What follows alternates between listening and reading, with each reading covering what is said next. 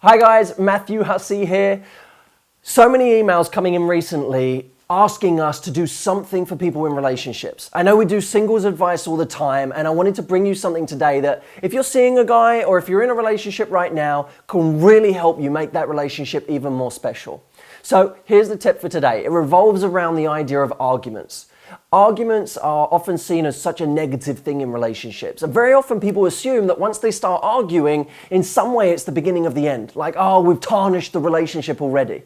Now, I want to debate that point, and I want to bring you in on the debate on that at the end of this video.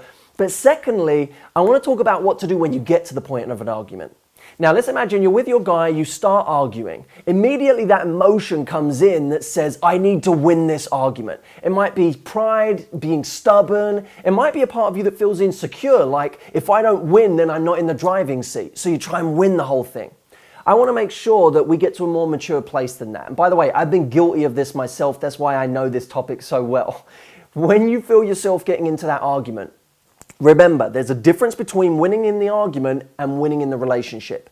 I want to make sure you win in the relationship because the argument is just the battle, the relationship is the war. So when you're in that argument, there's two words I want you to remember. I understand. Sounds obvious, I know, right? Key to relationships is understanding, but it's true. When you get to that point of an argument, showing that you understand someone is the key. Think about it this way. You might not agree with someone's reaction to a situation, but you can acknowledge where the feeling came from that led to that reaction.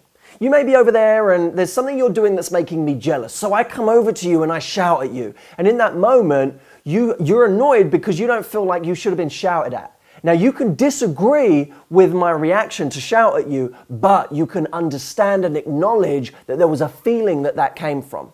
Now, very often when you understand the feeling, that person feels ready to admit they're sorry. We'll deal with what to do when they don't say they're sorry another time. But in this video, I just want to get to that place where our instinct is to try and figure out why that person is feeling a certain way before we go on the attack. Because when we go on the attack, that's when we start doing serious damage to the relationship. Show that you're a team, that you want to help each other, and the quickest and easiest way to do that is to show that you understand them. All right, question of the day. I read an article in the Huffington Post recently that said couples that argue once a week stand a better chance of staying together. I want to know if you agree with that. Can arguments be a good thing? Let me know in the comments below. I can't wait to read them, and I'm going to reply to them as well. I'll see you soon.